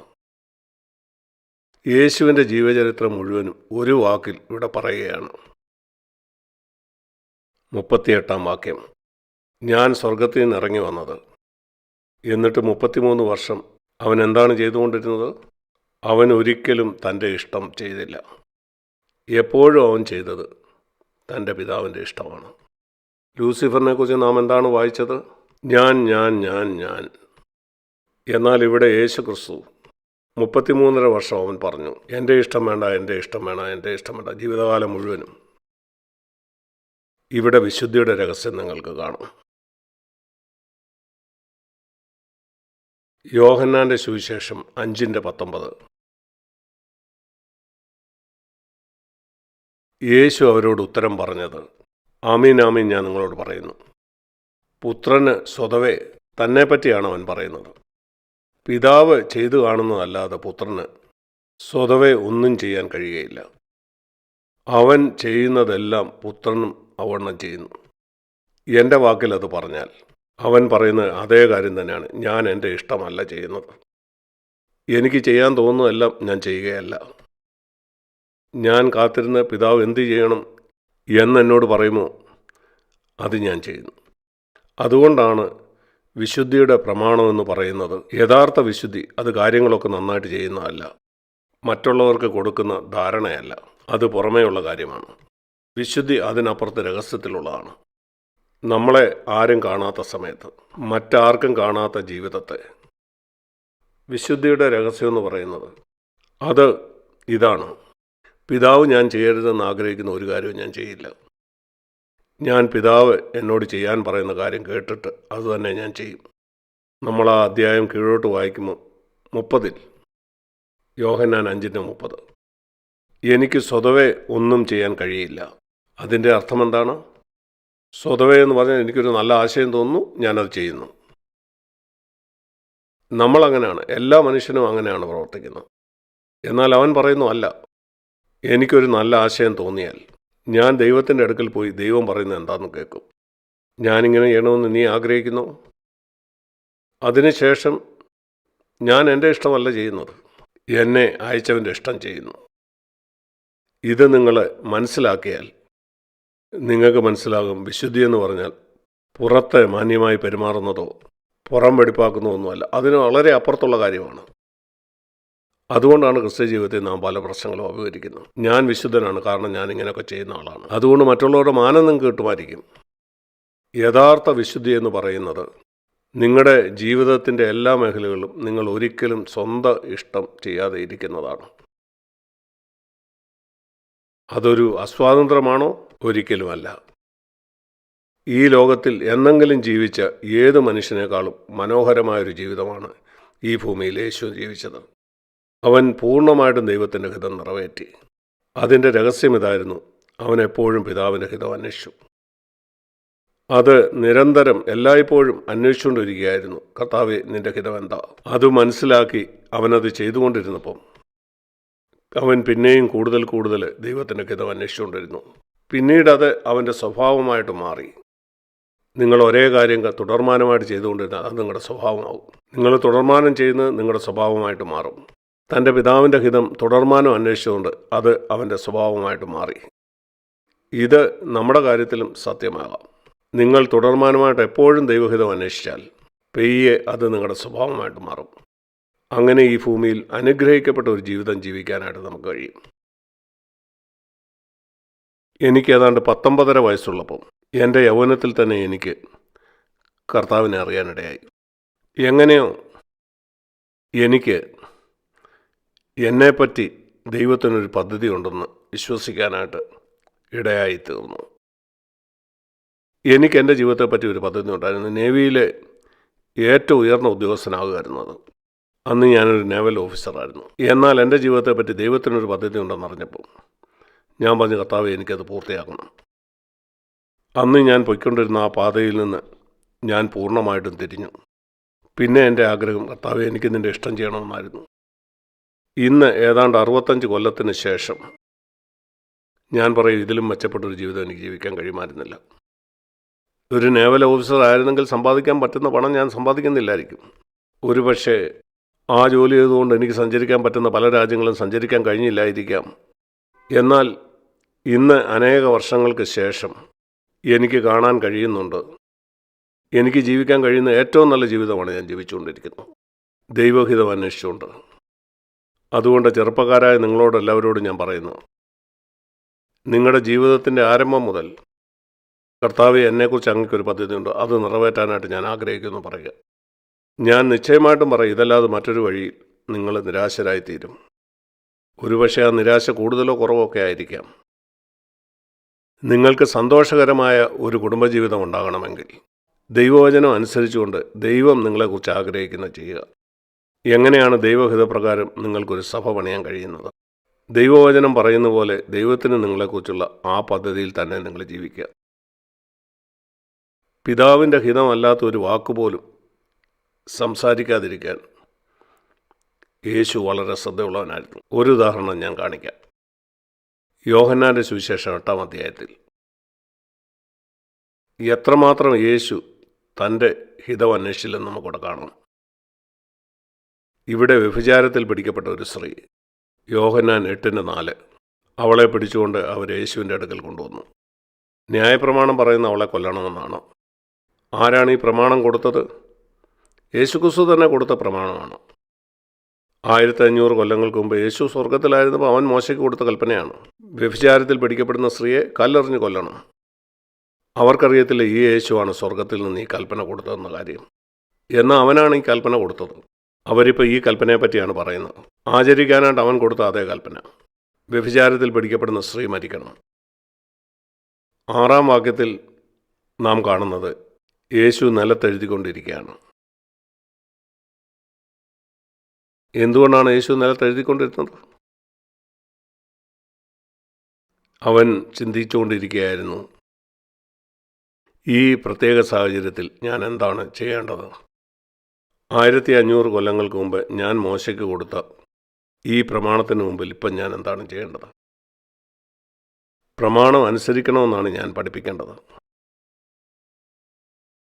ഇവിടെ കാണുന്ന യാന്ത്രികമായിട്ട് യേശുവിന് പിതാവിൻ്റെ ഹിതം അറിയത്തില്ലെന്നായിരുന്നു. അവൻ കാത്തിരുന്നു. എത്ര നേരം എഴുതിക്കൊണ്ടിരുന്നു എന്ന് എനിക്കറിയില്ല. അവൻ കാത്തിരുന്നു, പിതാവേ, ഞാൻ എന്താണ് പറയേണ്ടത്? ഇതിൽ നിന്ന് ഞാൻ മനോഹരമായ ഒരു പാഠം പഠിച്ചു. ധൃതി പിടിച്ച് ഉത്തരം പറയരുത്, കാത്തിരിക്കുക, അതേപ്പറ്റി ചിന്തിക്കുക. കർത്താവേ, ഞാൻ എന്താ ചെയ്യേണ്ടത്? അപ്പോൾ പിതാവ് അവന് ശരിയായിട്ടുള്ളൊരു ഉത്തരം കൊടുത്തു. അവൻ്റെ ഹൃദയത്തിൽ അവരോട് പറയുക, നിങ്ങളിൽ പാവമില്ലാത്തവൻ ആദ്യത്തെ കല്ലെറിയട്ടെ. അവൻ തല ഉയർത്തി അവരോട് പറഞ്ഞ അതാണ്, നിങ്ങളിൽ പാവമില്ലാത്തവൻ ആദ്യം കല്ലെറിയട്ടെ. എവിടെ നിന്നാണ് അവനിത് കിട്ടിയത്? യേശു കാത്തിരിക്കുകയായിരുന്നു. നിങ്ങൾ കാത്തിരിക്കാതെ നിലത്ത് എഴുതിക്കൊണ്ടിരിക്കുന്നില്ലെങ്കിൽ നിങ്ങൾക്ക് അതിൻ്റെ ഉത്തരം കിട്ടത്തില്ല. പറയേണ്ടതായിരിക്കുകയല്ല നിങ്ങളുടെ ഉത്തരം. അവിടെ നമ്മളൊരു പാഠം പഠിക്കുന്നുണ്ട്. പെട്ടെന്ന് ധൃതിയിൽ ഉത്തരം പറയരുത്. നമ്മുടെ തന്നെ ബുദ്ധിയിൽ ആശ്രയിക്കരുത്. പിന്നെയും കുനിഞ്ഞവൻ നിലത്ത് എഴുതിക്കൊണ്ടിരുന്നു. എന്തുകൊണ്ടാണ് അവൻ രണ്ടാമതും നിലത്ത് എഴുതിക്കൊണ്ടിരുന്നത്? പിതാവേ, എനിക്കറിയാം, പാവമില്ലാത്ത ആരോടില്ല, ഞാനല്ലാതെ. അത് യേശുവിനെ പറ്റിയാണ്. സത്യസന്ധരാണെങ്കിൽ അവരെല്ലാവരും പോവും, ഞാൻ മാത്രമേ ശേഷിക്കത്തുള്ളൂ. ഞാൻ മാത്രമേ പാപം ചെയ്യാത്തതായിട്ട് ഇവിടെ ഉള്ളൂ. പാപമില്ലാത്തവൻ ആദ്യത്തെ കല്ലെറിയണം. അതുകൊണ്ട് ഞാൻ ആദ്യത്തെ കല്ലെറിയണം. ഞാൻ എന്തു ചെയ്യും? അവൻ നിലത്തെഴുതിക്കൊണ്ടിരുന്നു. അപ്പോഴേക്കും അവരെല്ലാവരും ഓരോരുത്തരായിട്ട് പോയി. അപ്പോഴേക്കും പിതാവിൽ നിന്ന് അവൻ ഉത്തരം ലഭിച്ചു, അവൾ പോകട്ടെ. അവൻ തലയുയർത്തി ചോദിച്ചു, ആരും നിന്നെ കുറ്റം വിധിച്ചില്ലയോ? അവൾ പറഞ്ഞു, ഇല്ല കർത്താവേ. 11-ാം വാക്യത്തിൽ, ഞാനും നിന്നെ കല്ലെറിയുന്നില്ല, പോകുക. നിങ്ങൾക്ക് തോന്നുന്നില്ല യേശു തൻ്റെ തന്നെ 2 കൽപ്പനകൾ ലംഘിച്ചതായിട്ട്? ഒന്ന്, 1500 കൊല്ലങ്ങൾക്ക് മുമ്പ് മോശയ്ക്ക് കൊടുത്ത ആ കൽപ്പന, വ്യഭിചാരത്തിൽ പിടിക്കുന്ന സ്ത്രീയെ കല്ലെറിഞ്ഞു കൊല്ലണം. രണ്ടാമത്തേത് അവൻ അപ്പം പറഞ്ഞ ആ കൽപ്പന, പാപമില്ലാത്തവൻ ആദ്യത്തെ കല്ലെറിയട്ടെ. ഇങ്ങനെയുള്ളിടത്ത് നമ്മുടെ മാനുഷിക ബുദ്ധി പരാജയപ്പെടും. ഞാൻ പൂർണ്ണമായിട്ടും അത് മനസ്സിലാക്കുന്നു. ഞാനതിൻ്റെ ഉത്തരം പറയാം. യാക്കോബിൻ്റെ ലേഖനത്തിൽ അതിൻ്റെ ഉത്തരം കാണാം. നിങ്ങൾക്ക് കാണാം ദൈവത്തിൻ്റെ സ്വഭാവം. ദൈവം ഒരു നിയമവാദിയല്ല. ഇതോർത്തിരിക്കുക. ദൈവം ഒരു നിയമവാദിയല്ല. ഇങ്ങനെ ആയിരിക്കണം ഇത് നടക്കേണ്ടത്. ചില മൂപ്പന്മാർ ഇതുപോലെ നിയമവാദികളാണ്. ആളുകളെ കുറ്റപ്പെടുത്താനായിട്ടൊരു വാക്യം പറയും, ഇങ്ങനെയാണത്, ഇങ്ങനെയാണത്, നീ അത് ചെയ്യുന്നില്ലല്ലോ. ഇവിടുന്ന് നിങ്ങളൊരു പാഠം പഠിക്കുക. യാക്കോബിൻ്റെ ലേഖനം 2-ാം അധ്യായത്തിൽ നാം വായിക്കുന്നു, 13-ാം വാക്യത്തിൻ്റെ അവസാന ഭാഗം. യാക്കോബ് 2:13. കരുണ ന്യായവിധിയെ ജയിച്ച് പ്രശംസിക്കുന്നു. അതുകൊണ്ട് 2 കാര്യങ്ങൾ നിങ്ങളുടെ ഹൃദയത്തിൽ വരുമ്പോൾ, ഒന്ന്, ദൈവത്തിൻ്റെ നിലവാരം അനുസരിച്ചുള്ള ന്യായവിധി. മറ്റൊരു ചിന്ത ദൈവത്തിൻ്റെ കരുണയെ പറ്റിയാണ്. ആരായിരിക്കണം ജയിക്കേണ്ടത്? കരുണ ന്യായവിധിയെ ജയിച്ച് പ്രശംസിക്കുന്നു. യേശു നിലത്തെഴുതിക്കൊണ്ടിരുന്നപ്പം അവന് കിട്ടിയതാണ്. പിതാവ് പറഞ്ഞു, കരുണ ന്യായവിധിയെ ജയിച്ച് പ്രശംസിക്കട്ടെ. മിക്കപ്പോഴും ന്യായവാദികളായിട്ടുള്ള മനുഷ്യർ ഇതിന് നേരെ എതിരായിരിക്കും. ന്യായവിധി കരുണയെ ജയിച്ച് പ്രശംസിക്കും. നമ്മുടെ കുഞ്ഞുങ്ങൾക്ക് നേരെയും നമുക്കിങ്ങനെ ആയിരിക്കാം. നമ്മൾ വളരെ കാർക്കശ്യക്കാരാകും. കരുണ ഒട്ടും അവിടെ കാണത്തില്ല. നാം സഹിഷ്ണുതയില്ലാതെ ചില കാര്യം ചെയ്യും. അത് ദൈവഹിതമായിരിക്കില്ല. പലപ്പോഴും മാതാപിതാക്കൾ അവരെ ശിക്ഷിക്കുമ്പം ഇതിൻ്റെ നല്ല ഉദാഹരണങ്ങളായിട്ട് അവർ മാറാറില്ല. കാരണം അവർക്ക് ക്ഷമയില്ല. അവർക്ക് ഒരു പേപ്പറിൽ കുറിച്ചുകൊണ്ട്, പിതാവേ ഞാൻ എന്താ ഇവിടെ ചെയ്യേണ്ടതെന്ന് ചോദിക്കാൻ സമയമില്ല. നമ്മൾ പഠിക്കേണ്ട ചില പാഠങ്ങളാണിത്. എന്തുകൊണ്ടാണ് ദൈവം കുടുംബത്തിന് ഈ കൽപ്പന കൊടുത്തതെന്ന് അറിയാമോ? എഫേസ്യ ലേഖനം 6-ാം അധ്യായം. ഈ പ്രപഞ്ചം കൃത്യമായി പ്രവർത്തിക്കുന്ന പോലെ കുടുംബങ്ങളും അങ്ങനെ ആയിരിക്കണം ദൈവം ആഗ്രഹിക്കുന്നത്. എഫേസ്യർ 6 നമുക്കറിയാം, മോശയ്ക്ക് ദൈവം 10 കൽപ്പനകൾ കൊടുത്തു. അതിലൊരു കൽപ്പന ഒരു വാഗ്ദാനത്തോടു കൂടിയാണ് കൊടുത്തത്. അപ്പനെയും അമ്മയും ബഹുമാനിക്കുക 1-ാമത്തെ കൽപ്പനയോടുകൂടി ഒരു വാഗ്ദാനം ഉണ്ടായിരുന്നു. മറ്റ് 9 കൽപ്പനകളോടും ചേർത്ത് ഒരു വാഗ്ദാനം കൊടുത്തിരുന്നില്ല. കൊല ചെയ്യാതിരുന്നാൽ നിനക്ക് ഈ വാഗ്ദാനമുണ്ട്, വ്യഭിചാരം ചെയ്തില്ലെങ്കിൽ ഈ വാഗ്ദാനം നിനക്ക് കിട്ടും, ഇങ്ങനെയൊന്നും പറഞ്ഞിരുന്നില്ല. എന്നാൽ ഒരു കൽപ്പന ഒരു വാഗ്ദാനത്തോടു കൂടിയാണ് നൽകിയത്. നീ നിന്റെ മാതാപിതാക്കളെ ബഹുമാനിച്ചാൽ, അവർ പറയുന്നത് നീ അനുസരിക്കുകയാണെങ്കിൽ, 2-ാം വാക്യത്തിൽ നിനക്ക് നന്മയുണ്ടാകും, ഭൂമിയിൽ നീ ദീർഘായുസ്സോടെ ഇരിക്കും. നിങ്ങളുടെ കുഞ്ഞുങ്ങൾക്ക് നന്മയുണ്ടാകണമോ? നിങ്ങൾ അവർക്ക് വിദ്യാഭ്യാസം മാത്രം കൊടുത്താൽ പോരാ, അവർക്കൊരു നല്ല ജോലി കിട്ടാനായിട്ട് നല്ല വിദ്യാഭ്യാസം കൊടുക്കുക, അതൊക്കെ മാനുഷിക തലത്തിലുള്ള കാര്യമാണ്. എന്നാൽ നിങ്ങളുടെ കുഞ്ഞുങ്ങൾക്ക് ശരിക്കും നന്മയുണ്ടാകണമെങ്കിൽ ദൈവവചനം പറയുന്ന അവരുടെ മാതാപിതാക്കളെ അനുസരിക്കാനായിട്ട് അവരെ പഠിപ്പിക്കണമെന്നാണ്.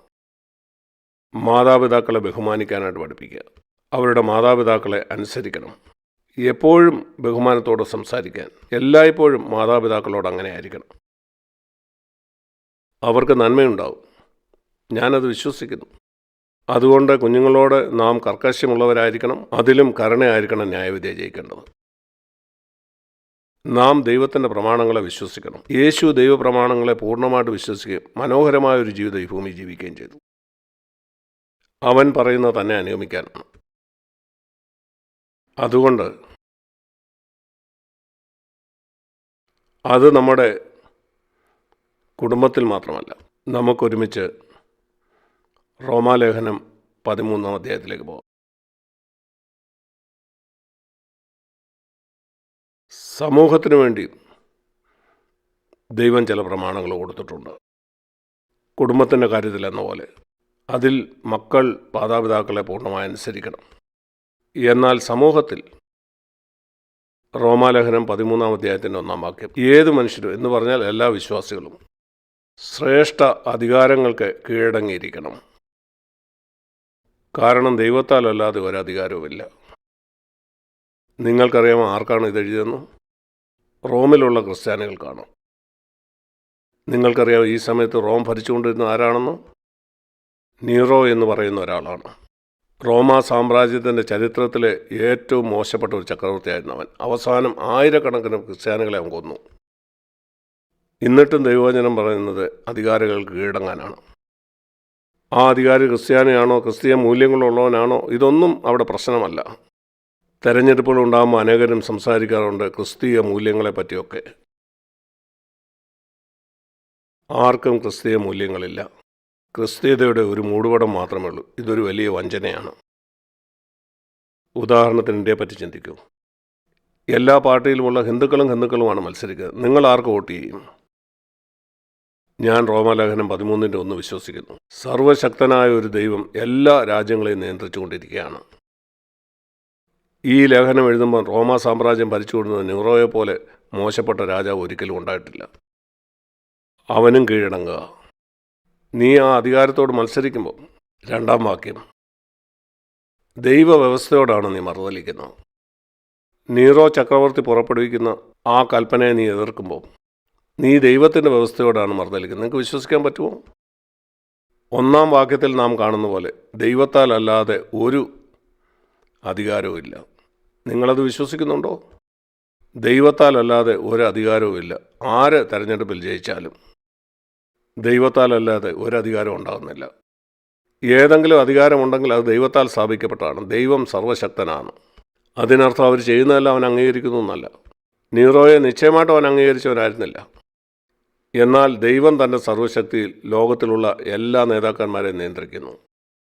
അതുകൊണ്ടൊരു ക്രിസ്ത്യാനി ഒരിക്കലും ഭയപ്പെടേണ്ട. 4-ാം വാക്യത്തിൽ അതുപോലെ നാം വായിക്കുന്ന ഒരു കാര്യം, അവർ ദൈവത്തിൻ്റെ ശുശ്രൂഷക്കാരാണെന്നാണ്. നമ്മൾ ചിന്തിച്ചു പ്രസംഗിക്കുന്നവരാണ് ദൈവത്തിൻ്റെ ദാസന്മാരെന്ന്. അധികാരികളും ദൈവത്തിൻ്റെ ശുശ്രൂഷക്കാരാണ്. അതിനുശേഷം 5-ാം വാക്യത്തിൽ നാം വായിക്കുന്നത്, അതുകൊണ്ട് നാം ശിക്ഷയെ മാത്രം ഭയന്നുകൊണ്ടല്ല, പക്ഷേ നല്ല മനസ്സാക്ഷി വിചാരിച്ചും. പിന്നെയും അവൻ പറയുന്നത്, ഈ ഒരു കാരണം കൊണ്ടാണ് 7-ാം വാക്യത്തിൽ നാം വായിക്കുന്നത്, നമ്മൾ നമ്മുടെ നികുതി കൊടുക്കുന്നത്. അതുകൊണ്ടാണ് നിങ്ങൾ നിങ്ങളുടെ വരുമാനത്തിൻ്റെ നികുതി കൃത്യമായിട്ട് കൊടുക്കേണ്ടത്. അതുകൊണ്ടാണ് നികുതി വെട്ടിക്കരുതെന്ന് പറയുന്നത്. കാരണം ഇത് ദൈവത്താൽ സ്ഥാപിക്കപ്പെട്ട ഒരു വ്യവസ്ഥയാണ്. ഇതിനോടുള്ള ബന്ധത്തിലാണ് 8-ാം വാക്യത്തിൽ നികുതി കൊടുക്കുക മാത്രമല്ല, ആരോടും ഒന്നും കടപ്പെട്ടിരിക്കരുത്. നിങ്ങളുടെ നികുതി നിങ്ങൾക്ക് കടമായിട്ടിരിക്കരുത്. വളരെ പ്രായോഗികമായ ഒരു ഉപദേശം. എന്നാൽ അനേക ക്രിസ്ത്യാനികളും ഈ കാര്യം അനുസരിക്കുന്നില്ല. ഞാൻ എൻ്റെ ജീവിതകാലം മുഴുവനും ഈ കാര്യം അനുസരിക്കാൻ എൻ്റെ അറിവിൻ്റെ പരമാവധി ഞാൻ ശ്രമിച്ചിട്ടുണ്ട്. കൃത്യമായിട്ട് അത് കൊടുക്കാൻ, കൽപ്പന എന്താണെന്ന് മനസ്സിലാക്കി അത് ചെയ്യാൻ. ഓക്കെ, നിങ്ങൾ ശരിയായിട്ട് നിങ്ങൾ നികുതി അടച്ചാൽ നിങ്ങളുടെ ബാങ്കിലുള്ള പണത്തിന് കുറവുണ്ടാകാം. എന്നാൽ ഈ വർഷങ്ങളിലെല്ലാം ഞാൻ മനസ്സിലാക്കിയത് ദൈവത്തിൻ്റെ അനുഗ്രഹം നിനക്കുണ്ടായിരിക്കും. ഒരു കുറവും നിനക്കുണ്ടാകില്ല. പ്രധാനപ്പെട്ട കാര്യം നിൻ്റെ ആവശ്യം മുടങ്ങില്ലെന്ന് മാത്രമല്ല, നിൻ്റെ ബാങ്ക് ബാലൻസ് ഒത്തിരി കൂടത്തില്ലായിരിക്കാം, നിൻ്റെ ആവശ്യമെല്ലാം നടക്കും. എനിക്ക് ആവശ്യമുള്ളതൊക്കെ കർത്താവ് ഈ വർഷങ്ങളിൽ തന്നിട്ടുണ്ട്. കർത്താവിനെ അനുസരിക്കുന്നതുകൊണ്ട് നിങ്ങൾക്ക് ഒരു നഷ്ടം ഉണ്ടാകത്തില്ല. ഈ സത്യത്തിന് ഓരോ ക്രിസ്ത്യാനിയും ഒരു സാക്ഷ്യമായിരിക്കണം. അടുത്തതായിട്ട് ഞാൻ പറയാൻ ആഗ്രഹിക്കുന്ന കാര്യം ഇതാണ്. സഭയ്ക്കുള്ളിലും നമ്മൾ കണ്ടു, കുടുംബത്തിലൊരു അധികാരമുണ്ട്, അത് മാതാപിതാക്കളാണ്. സമൂഹത്തിലൊരു അധികാരമുണ്ട്, ഭരണാധികാരികൾ. ചിലർ നല്ലവരല്ല, എന്നാൽ ദൈവം പറയുന്നു ആ അധികാരത്തിന് കീഴ്പ്പെടുക. സഭയിലുള്ള അധികാരത്തെ പറ്റി എന്തു പറയുന്നു? സഭയിലുള്ള അധികാരവും കർത്താവ് നിയമിച്ചതാണ്, സമൂഹത്തിലും കുടുംബത്തിലും നിയമിക്കപ്പെട്ട പോലെ തന്നെ. അതുകൊണ്ട് സഭയിലുള്ള പ്രമാണം ഇതാണ്. എബ്രായർ 13-ാം അധ്യായം 17-ാമത്തെ വാക്യം. നിങ്ങളെ നടത്തുന്നവരെ അനുസരിക്കുക, അവർക്ക് കീഴടങ്ങുക. കാരണം നിങ്ങളുടെ ആത്മാക്കൾക്ക് വേണ്ടി അവർ കണക്ക് കൊടുക്കേണ്ടവരാണ്. നിന്റെ കാര്യത്തിൽ ഒരു ദിവസം അവർ ദൈവത്തോട് കണക്ക് കൊടുക്കേണ്ടി വരും. അവർ സന്തോഷത്തോടെ അത് ചെയ്യട്ടെ, ഞരങ്ങിക്കൊണ്ടല്ല. അല്ലെങ്കിൽ അത് നല്ലതല്ല, അവർക്കല്ല, നിങ്ങൾക്ക്. ഈ വാക്യം എന്നെ പഠിപ്പിക്കുന്നത്, ഒരു ദിവസം എല്ലാ മൂപ്പന്മാരും ന്യായവിധി നാളിൽ ദൈവത്തോട് കണക്ക് കൊടുക്കേണ്ടി വരും. നിങ്ങളുടെ സഭയിലുള്ള ആളുകൾ എങ്ങനെയാണ് പെരുമാറുന്നത്? അവർ നിന്നെ അനുസരിച്ചോ? ദൈവം മൂപ്പന്മാരോട് ചോദിക്കുകയാണ്. ഇത് ചോദിക്കുമ്പം ചില മൂപ്പന്മാർ പറയും, കർത്താവേ, ഞാൻ പറയാൻ ആഗ്രഹിക്കുന്നില്ല, ഈ കാര്യം അത്ര പോരായിരുന്നു. ഞാൻ പറയുന്നതൊക്കെ അവൻ ചോദ്യം ചെയ്യുമായിരുന്നു. അവനൊരു മത്സരത്തിൻ്റെ ആത്മാവായിരുന്നു. അവൻ്റെ വിചാരം അവൻ മിടുക്കനാണെന്നാണ്. അവൻ്റെ ചിന്ത മൂപ്പന്മാരെക്കാൾ കൂടുതൽ അറിയാമെന്നാണ്. ക്രിസ്തീയ കോളം ഇങ്ങനെയുള്ള ആളുകളാൽ നിറഞ്ഞിരിക്കുകയാണ്. നമ്മളെ ഒരു പുതിയ നിയമ സഭയെക്കുറിച്ച് സംസാരിക്കുമ്പോൾ NCCF, പുതിയ നിയമസഭ എങ്ങനെ ആയിരിക്കണം? ഈ പ്രമാണങ്ങൾ അനുസരിക്കാതെ എങ്ങനെ ഒരു പുതിയ നിയമസഭയാകാൻ കഴിയും? അങ്ങനെ ഒരു പേര് സൃഷ്ടിക്കാം, നാമധേയ ക്രിസ്ത്യാനികൾ എന്ന് പറയുന്ന പോലെ. നാമധേയ പുതിയ നിയമസഭ. നിങ്ങളെ നടത്തുന്നവരെ അനുസരിച്ച് കീഴടങ്ങുന്നതാണ് പുതിയ നിയമസഭ. അവരത് സന്തോഷത്തോടെ ചെയ്യട്ടെ. 1 തെസ്സലോനിക്കർ 5-ാം അധ്യായത്തിൽ 12-ാം വാക്യം. സഹോദരന്മാരെ, നിങ്ങളുടെ ഇടയിൽ അധ്വാനിക്കുകയും കർത്താവിൽ നിങ്ങളെ ഭരിക്കുകയും പ്രബോധിപ്പിക്കുകയും ചെയ്യുന്നവരെ അറിഞ്ഞ് അവരുടെ വേല നിമിത്തം ഏറ്റവും സ്നേഹത്തോടെ വിചാരിക്കണമെന്ന് ഞാൻ നിങ്ങളോട് അപേക്ഷിക്കുന്നു.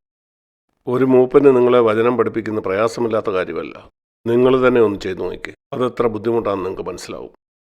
നിരന്തരമായിട്ട് ആഴ്ചകൾ തോറും അങ്ങനെ ചെയ്തുകൊണ്ടിരിക്കുന്നു. ഞാൻ പറയട്ടെ, ഒരു വർഷത്തിൽ ഒരു പ്രാവശ്യം ചെയ്യുന്ന പോലും നിങ്ങൾക്ക് ബുദ്ധിമുട്ടായിരിക്കും. അവർ നിങ്ങളെ പ്രബോധിപ്പിക്കുന്നു. അതുകൊണ്ട് അവരെ സ്നേഹത്തോടെ വിചാരിക്കണം എന്ന് ഞാൻ നിങ്ങളോട് അപേക്ഷിക്കുന്നു. അവർ ചെയ്യുന്ന വേല നിമിത്തം. ഞാൻ നിങ്ങളോട് ചോദിക്കട്ടെ, നിങ്ങൾ അങ്ങനെ സ്നേഹത്തോടെ വിചാരിക്കുന്നുണ്ടോ?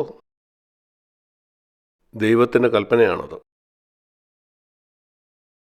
കഴിഞ്ഞ ദിവസം ഞാൻ പറഞ്ഞ പോലെ, റോഡിൽ നിങ്ങൾ ട്രാഫിക് പോലീസിനെ അനുസരിക്കാറുണ്ട്. നിങ്ങളങ്ങനെ ചെയ്തില്ലെങ്കിൽ ഒരുപക്ഷെ $100 മറ്റോ നിങ്ങൾ പിഴ എടുക്കേണ്ടതായിട്ട് വരും. നിങ്ങൾ അവർ പറയുന്ന കേട്ടില്ലെങ്കിൽ അവർ കാർ സൈഡിലാക്കി നിങ്ങളോട് സംസാരിക്കും, അല്ലെങ്കിൽ അവർ കൈവലം കാണിക്കും. അതുപോലെ തന്നെ നിങ്ങളുടെ ഓഫീസിലുള്ള മേലധികാരിയെ നിങ്ങൾ അനുസരിക്കും. അനുസരിച്ചില്ലെങ്കിൽ നിങ്ങളുടെ ജോലി നഷ്ടമാവും, നിങ്ങളുടെ കുഞ്ഞുങ്ങൾ പട്ടിണിയാവും, മറ്റൊരു ജോലി കിട്ടാൻ പ്രയാസമാണല്ലോ. ഭയമുള്ളതുകൊണ്ടാണ് ഇവിടെയെല്ലാം നാം അനുസരിക്കുന്നത്. പെട്ടെന്ന് തന്നെ ശിക്ഷ കിട്ടാനൊരു സാധ്യത കാണുന്നതുകൊണ്ട്. ജോലി നഷ്ടപ്പെടാം, അല്ലെങ്കിൽ ഒരു പിഴ കിട്ടാം, പോലീസിനെ അനുസരിച്ചില്ലെങ്കിൽ അവർ കൈവലം കെടും. എന്നാൽ സഭയുടെ കാര്യത്തിലേക്ക് വരുമ്പോൾ ഒരു ശിക്ഷയുമില്ല, ആരും എന്നെ ശിക്ഷിക്കാൻ പോകുന്നില്ല, ആരും എനിക്ക് ഫൈൻ തരികയില്ല. ഇതുകൊണ്ടാണ് അനേക ക്രിസ്ത്യാനികളും മൂപ്പന്മാരെ ബഹുമാനിക്കാതെ ഇരിക്കുന്നത്. കാരണം അവരുടെ ഉള്ളിൽ ഒരു ദൈവഭയമില്ല. അവരന്വേഷിക്കുന്ന അവരുടെ തന്നെ സൗകര്യങ്ങളാണ്. പോലീസിനനുസരിച്ച് ഞാൻ ഫൈൻ കൊടുക്കേണ്ടി വരും, അല്ലെ അവരെന്നെ അറസ്റ്റ് ചെയ്യും. മേലധികാരിയെ അനുസരിക്കുന്ന എനിക്ക് ജോലി നഷ്ടപ്പെടുന്നതെന്ന് വിചാരിച്ചാണ്. സഭയിൽ എന്തെനിക്ക് നഷ്ടപ്പെടാനാണ്? അവരുടെ നേരെ മത്സരിക്കാം, അവരെ ചോദ്യം ചെയ്യാം, എന്തുകൊണ്ടാണ് അവരങ്ങനെ ചെയ്യുന്നത്, ഇങ്ങനെ ചെയ്യുന്നത്, അവരുടെ പുറകെ സംസാരിക്കാം, അവരെന്തുകൊണ്ടാണ് ഇങ്ങനെ ചെയ്തത്, എന്തിനാണ് അങ്ങനെ പറഞ്ഞത്, എന്തുകൊണ്ടാണ് അനുവദിച്ചത്, ഇങ്ങനെയൊക്കെ തമ്മിൽ പറയാം. നിങ്ങളുടെ കാറിൻ്റെ പുറത്ത് നിൽക്കുന്ന ഒരു പോലീസ് ഉദ്യോഗസ്ഥനോട് നിങ്ങൾ ഒരിക്കലും അങ്ങനെ ചെയ്യത്തില്ല. നിങ്ങളുടെ CEO ഒരു കാര്യം പറഞ്ഞാൽ അവനോട് ഒരിക്കലും അങ്ങനെ പറയുകയില്ല. സഭയിൽ മാത്രമേ ഉള്ളൂ. ഇതാണോ ഒരു പുതിയ നിയമസഭയെന്ന് പറയുന്നിടത്ത് സംഭവിക്കുന്നത്? ശരിക്കും ഇതൊരു പുതിയ നിയമസഭയാണോ? നിങ്ങൾ എത്ര ദൈവവചനം പഠിക്കുന്നുണ്ട്? ദൈവവചനത്തിന് നിങ്ങൾ എത്ര ബഹുമാനം കൊടുക്കുന്നുണ്ട്? നമ്മൾ തുടങ്ങിയത് ഈ അഖിലാണ്ടം എങ്ങനെയാണ് ഇത്ര കൃത്യമായിട്ട് പ്രവർത്തിക്കുന്നതെന്ന് പറഞ്ഞാണ്. ദൈവത്തിൻ്റെ കൽപ്പനയോട് കൃത്യമായിട്ട് ഒരു കുത്തും വള്ളിയും വിടാതെ ഈ ചരാചരത്തിൻ്റെ ഈ അനുസരണം പോലെ തന്നെ ഈ ഭൂമിയിൽ പ്രവർത്തിക്കാനായിട്ട് ദൈവം വച്ചിരിക്കുന്ന ഒരു കൂട്ടം ആളുകൾ അവർ സഭയിലുള്ളവരാണ്. എന്നാൽ മിക്കപ്പോഴും ക്രിസ്തീയ സഭകളിലാണ് ഏറ്റവും അധികം മത്സരം നാം കാണുന്നത്. റോഡിൽ ഒരാളും പോലീസിനോട് അപ്രകാരം ചെയ്യാറില്ല. ഓഫീസിൽ ഇതുപോലെ ആളുകൾ ചെയ്യുന്നത് നിങ്ങൾക്ക് കാണാനായിട്ട് കഴിയത്തില്ല. അധികാരത്തിന് നേരെ മത്സരം, കാരണം അവർക്ക് ജോലി നഷ്ടപ്പെടും. എന്തുകൊണ്ടാണ് ഇത് സംഭവിക്കുന്നത്? ഞാൻ പറയാം. അതിന് കാരണം ഇത് വിവരിക്കുന്ന ഒരു വാക്യം വേദപുസ്തകത്തിലുണ്ട്. അതെവിടെയാണെന്ന് ഞാൻ നിങ്ങളെ കാണിച്ചു തരാം.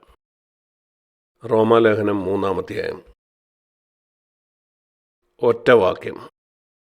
അത് കാണുന്നത് റോമാലേഖനം 3-ാം അധ്യായം 18-ാം വാക്യത്തിലാണ്. അവരുടെ ദൃഷ്ടിയിൽ ദൈവഭയം ഇല്ല. റോമർ 3:18 അവർക്ക് ഒരു ബഹുമാനവും ഇല്ല. ദൈവത്തിൻ്റെ കൽപ്പനകളോട് ഒരു ബഹുമാനവും ഇല്ല. ദൈവവചനത്തിൽ അങ്ങനെയൊക്കെ പറയുന്നത് കൊണ്ടെന്താ? ശരി, അതിൻ്റെ അർത്ഥം ഇത്രയൊക്കെ ഉള്ളൂ. അതേപ്പറ്റി ചിന്തിക്കുക, പറ്റുമെങ്കിൽ ചെയ്യുക. ശരി. എന്നാൽ അനേക വർഷങ്ങളായിട്ട് ഞാൻ കണ്ട ഒരു കാര്യം ഞാൻ നിങ്ങളോട് പറയാം. കഴിഞ്ഞ 60 വർഷമായിട്ട് ഞാൻ പല സ്ഥലങ്ങളിൽ ദൈവ ശുശ്രൂഷ ചെയ്തിട്ടുണ്ട്. എല്ലാ തരത്തിലുള്ള ക്രിസ്ത്യാനികളെയും ഞാൻ കണ്ടിട്ടുണ്ട്. ഞാൻ ഒരു കാര്യം കണ്ടു. നാളുകൾ കഴിയുമ്പം അവർക്ക് ഒരിക്കലും കാര്യങ്ങൾ നന്നായിരിക്കുന്ന ഞാൻ കാണുന്നില്ല. ഒരിക്കലും നന്നായിരിക്കുകയില്ല. അധികാരത്തിന് കീഴ്പ്പെടാൻ മനസ്സില്ലാത്ത ക്രിസ്ത്യാനികളുടെ ജീവിതത്തിൽ 60 കൊല്ലത്തെ എൻ്റെ നിരീക്ഷണത്തിൽ നിന്ന് ഞാൻ മനസ്സിലാക്കിയ കാര്യമാണ്. നിങ്ങൾക്കിത് സ്വീകരിക്കാതിരിക്കുകയോ ചെയ്യാം. അതുകൊണ്ടാണ് ഞാൻ തീരുമാനിച്ചത്. എൻ്റെ ക്രിസ്ത്യ ജീവിതത്തിൻ്റെ ആരംഭത്തിൽ തന്നെ എനിക്കത് മനസ്സിലായി. ഞാൻ ഓർക്കുന്നു, ഞാനൊരു ചെറുപ്പക്കാരനായിരുന്നപ്പോൾ ദൈവം എനിക്ക് ദൈവത്തിൻ്റെ വചനം സംസാരിക്കാനുള്ള കൃപ തന്നു. 23 വയസ്സ് എനിക്കുള്ളപ്പോൾ. അതെനിക്ക് ബുദ്ധിയുള്ളതുകൊണ്ടല്ല, ദൈവം തൻ്റെ ആത്മാവിലാൻ എന്നെ അഭിഷേകം ചെയ്തതാണ്. ദൈവവചനം എനിക്ക് മനസ്സിലാക്കാൻ പറ്റി. നിങ്ങൾ വിശ്വസിച്ചാലും ഇല്ലെങ്കിലും എനിക്ക് 23 വയസ്സുള്ളപ്പം 5000-ഓളം ആളുകളോട് ഞാൻ സംസാരിക്കുമായിരുന്നു. അതിന് ദൈവം എന്നെ അഭിഷേകം ചെയ്തു. ആളുകൾക്കും അത് തിരിച്ചറിയാൻ പറ്റുമായിരുന്നു. എന്നാൽ ഞാൻ കണ്ട കാര്യം, എൻ്റെ മേലെയുള്ള മൂപ്പന്മാർ, അന്ന് ഞാനൊരു മൂപ്പനല്ല, ചെറുപ്പക്കാരനാണോ, അവർക്കെന്നോട് അസൂയ തോന്നി. സഭയിൽ വചനം പറയാൻ അവരവസരം തന്നില്ല. എന്നോട് കർത്താവ് പറഞ്ഞു, കീഴടങ്ങിയിരിക്കുക, ഇവിടം വിട്ടു പോകരുത്, ഇവിടെയാണ് നീ ഇരിക്കേണ്ടത്. ഞാനവിടെ ഇരുന്നു. എനിക്കവിടുന്ന് സ്ഥലമാറ്റം കിട്ടി. ഞാൻ മറ്റൊരു സഭയിലേക്ക് പോയി. ജോലിയിലുള്ള മാറ്റമായിരുന്നു. പിന്നെ എനിക്ക് മനസ്സിലായ ഒരു കാര്യം, ഞാൻ എൻ്റെ ജോലി വിട്ട് മറ്റൊരു സഭയിലായിരുന്നപ്പോഴും ഈ അസൂയ എനിക്ക് കാണാൻ കഴിഞ്ഞു. പ്രസംഗിക്കാനുള്ള വരമില്ലായിരുന്നവർ എന്നെ അടിച്ചമർത്താൻ തുടങ്ങി. ഞാൻ ഓർക്കുന്ന ഒരിക്കൽ കർത്താവ് എന്നോട് പറഞ്ഞു, നിശബ്ദനായിട്ടിരിക്കുക, അവരെ ചോദ്യം ചെയ്യരുത്. അവിടെയുള്ള മൂപ്പൻ എന്നോട് പറഞ്ഞിരുന്നു, നീ സംസാരിക്കരുത്. ദൈവം പറഞ്ഞു, നിശബ്ദനായിരിക്കുക. 2.5 കൊല്ലം ഞാൻ അവിടെ അങ്ങനെ ഇരുന്നു, ഒരിക്കലും സംസാരിക്കാതെ. കാരണം ദൈവം പറഞ്ഞു നിശബ്ദനായിരിക്കുക. ഞാൻ മനസ്സിലാക്കുന്നു, ദൈവ വർഷങ്ങളിലൊക്കെ എന്നെ പരിശോധിച്ചുകൊണ്ടിരിക്കുകയായിരുന്നു. അവൻ നോക്കുകയായിരുന്നു, ഈ വരവെല്ലാം ഉണ്ടായിരിക്കെ നിനക്ക് താഴ്മയിലിരിക്കാൻ കഴിയുമോ? ഞാൻ പറഞ്ഞു, ശരി കർത്താവേ. അവിടെ ഇരുന്ന് അവരുടെ വിരസമായ ആ സന്ദേശങ്ങൾ ഞാൻ കേട്ടുകൊണ്ടിരുന്നു. അവിടെയുള്ള അനേക വിശ്വാസികൾ ഞാൻ പ്രസംഗിക്കാൻ ആഗ്രഹിച്ചു. ഞാൻ പറഞ്ഞു, ഇല്ല, ഞാൻ അങ്ങനെ ചെയ്യില്ല. അവിടെയുള്ള മൂപ്പൻ എന്നോട് സംസാരിക്കാൻ പറയുന്നത് വരെ ഞാൻ സംസാരിക്കുകയില്ല. ആ വർഷങ്ങളിലൊക്കെ ദൈവം എന്നെ പരിശോധിച്ചുകൊണ്ടിരിക്കുകയായിരുന്നു. എനിക്ക് സംസാരിക്കാനുള്ള വരം ഉള്ളതുകൊണ്ട് ഞാൻ അതിനുവേണ്ടി ആഗ്രഹിക്കുമോ ഇല്ലയോ എന്നുള്ള കാര്യം. നിങ്ങൾ വിശ്വസിച്ചാലും ഇല്ലെങ്കിലും മടുപ്പുളവാക്കുന്ന അവരുടെ സന്ദേശങ്ങൾ വർഷങ്ങൾ ഞാൻ കേട്ടുകൊണ്ടിരുന്നു. ഞാൻ പറഞ്ഞു, കർത്താവെ, ഞാൻ അങ്ങനെ അനുസരിക്കും. ഇങ്ങനെ അനേക വർഷങ്ങൾ എന്നെ പരിശോധിച്ചതിന് ശേഷമാണ് ഒരു ദിവസം ആദ്യത്തെ CFC സഭ ഞങ്ങളുടെ വീട്ടിൽ ആരംഭിക്കാനിടയായത്. 1975. അപ്പോഴത്തേക്കും എനിക്ക് 35 വയസ്സായി. പരിശോധിച്ച് നോക്കാതെ ദൈവം ഒരിക്കലും ഒരു മനുഷ്യനെ ഉപയോഗിക്കുന്നില്ല. ഞാൻ നിങ്ങളോട് ചോദിക്കട്ടെ, നിങ്ങൾ പരിശോധന പാസ്സായോ? എനിക്ക് കഴിവുണ്ടെന്നാണോ പറയുന്നത്? അതുകൊണ്ട് ഞാൻ ആർക്കും കീഴടങ്ങുകയില്ല. ഞാനങ്ങനെ ചെയ്തിരുന്നെങ്കിൽ ഇന്ന് ഞാനിവിടെ കാണുകയില്ലായിരുന്നു. ഞാൻ വിശ്വസിക്കുന്നില്ല ദൈവം എൻ്റെ ശുശ്രൂഷ എന്നെങ്കിലും അനുഗ്രഹിക്കുമായിരുന്നെന്ന്. ഞാൻ വിശ്വസിക്കുന്നില്ല ദൈവം ഒരു സഭയെങ്കിലും പണിയുമായിരുന്നെന്ന്. എനിക്ക് തന്നെ അത്ഭുതം തോന്നാറുണ്ട്. അത് 100% ദൈവത്തിൻ്റെ പ്രവൃത്തിയാണ്. എന്നാൽ ദൈവം നോക്കുന്നത് താഴ്മയും നുറുക്കവുമുള്ള ആളുകളെ മാത്രമാണ്. ചെറുപ്പക്കാരായ നിങ്ങളോടൊക്കെ ഞാൻ പറയുന്നത്, പ്രത്യേകിച്ച് സിലിക്കൺ വാലിയിൽ ജോലി ചെയ്യുന്ന സഹോദരന്മാരോട്, നിങ്ങളൊരു അപകടത്തിലാണ്. വളരെ ബുദ്ധിയുള്ള അനേകർ, വളരെയധികം വിദ്യാഭ്യാസ യോഗ്യതയും അങ്ങനെ പല കാര്യങ്ങളുള്ളവർ. പ്രിയ സഹോദരന്മാരെ, ഞാൻ നിങ്ങളോട് ചോദിക്കുകയാണ്, പ്രത്യേകിച്ച് സഹോദരന്മാരോടാണ്. നിങ്ങൾ ചിന്തിക്കുന്നുണ്ടോ നിങ്ങളുടെ കഴിവുകളിലാണ് ദൈവത്തിന് താല്പര്യമെന്ന്? നിങ്ങൾക്ക് തെറ്റുപറ്റി. ഒരു കാര്യമേ അവന് പ്രധാനപ്പെട്ടതായിട്ടുള്ളൂ. നിങ്ങളുടെ ശക്തമായ സ്വയത്തെ മരിപ്പിപ്പാൻ നിങ്ങൾ തയ്യാറാണോ? നിങ്ങളിൽ തന്നെയുള്ള നിങ്ങളുടെ സ്വയവിശ്വാസത്തെ തകർക്കാൻ നിങ്ങൾ തയ്യാറാണോ? കർത്താവെ, ഞാൻ അവിടുത്തെ മുമ്പിൽ കുമ്പിടുന്നു എന്ന് പറയാൻ ഉദാഹരണത്തിനൊരു കാര്യം ഞാൻ കാണിക്കാം. എങ്ങനെയാണ് ദൈവം സഭയുടെ ക്രമം തീരുമാനിച്ചിരിക്കുന്നത്? നോക്കൂ, 1 കൊരിന്ത്യർ 12-ാം അധ്യായത്തിൽ ഒരു ക്രമമുണ്ട്. സമൂഹത്തിൽ ദൈവം ഒരു ക്രമം വെച്ചിരിക്കുന്ന പോലെ തന്നെ സമൂഹത്തിലെ ക്രമത്തെപ്പറ്റി നമുക്കറിയാം. സഭയിലും ഇതുപോലെയാണ്. അത് കാണുന്നത് 1 കൊരിന്ത്യർ 12-ാമത്തെ അധ്യായത്തിലാണ്. അതിൻ്റെ 28-ാം വാക്യം. ദൈവം സഭയിലെ ഒന്നാമതാക്കി വച്ചിരിക്കുന്നത് അപ്പോസ്തലന്മാരെ ആണെന്ന് നമുക്ക് കാണാം. ഇതുപോലെ സഭയിൽ 1, 2, 3 സ്ഥാനങ്ങളുണ്ട്. ഒന്നാമത് അപ്പോസ്തലന്മാർ, രണ്ടാമത് പ്രവാചകന്മാർ, മൂന്നാമത് ഉപദേഷ്ടാക്കന്മാർ, പിന്നെ വീര്യപ്രവൃത്തികൾ, രോഗശാന്തിയുടെ വരം. വീര്യപ്രവൃത്തികളും രോഗശാന്തിയും അല്ല ഒന്നാമതല്ല. അപ്പോസ്തലന്മാരെയാണ് ദൈവം സഭകൾ സ്ഥാപിക്കാനായിട്ട് തിരഞ്ഞെടുത്തിരുന്നത്. അതുപോലെ മൂപ്പന്മാരെ നിയമിക്കുന്നത്, ലേഖനങ്ങൾ എഴുതിയിരുന്ന സഭകൾക്ക് വേണ്ടി. അതാണ് നമ്മളെ പൗലോസിൻ്റെ ജീവിതത്തിൽ കാണുന്നത്. അവന് സഭകൾ സ്ഥാപിച്ചു, മൂപ്പന്മാരെ നിയമിച്ചു, അതുപോലെ സഭയ്ക്ക് ലേഖനങ്ങൾ എഴുതി, മിക്കപ്പോഴും അവരോട് പ്രസംഗിച്ചുകൊണ്ടിരുന്നു. നമ്മൾ അപ്പോസ്തല പ്രവൃത്തി 20 വായിക്കുന്നത്, അപ്പോസ്തല പ്രവൃത്തി 20 കാണുന്നത് എഫെസോസിലുള്ള സഭയെ പറ്റിയാണ് ഇവിടെ പറയുന്നത്. ഇത് കേൾക്കുക, അപ്പോസ്തല പ്രവൃത്തി 20. ഈ എഫെസോസിലെ സഭയിൽ അവൻ 3 കൊല്ലം പാർത്തു.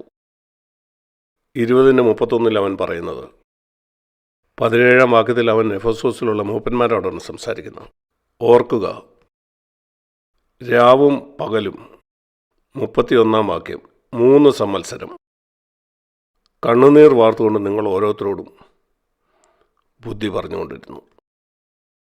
അത്ര ഭാരത്തോടെയാണ്. 3 കൊല്ലം രാവും പകലും അവൻ അവരോട് പ്രസംഗിച്ചുകൊണ്ടിരുന്നു. അങ്ങനെയാണ് എഫെസോസിലെ സഭ അവൻ പണിതത്. പിന്നെ അവർക്ക് ലേഖനങ്ങൾ എഴുതി.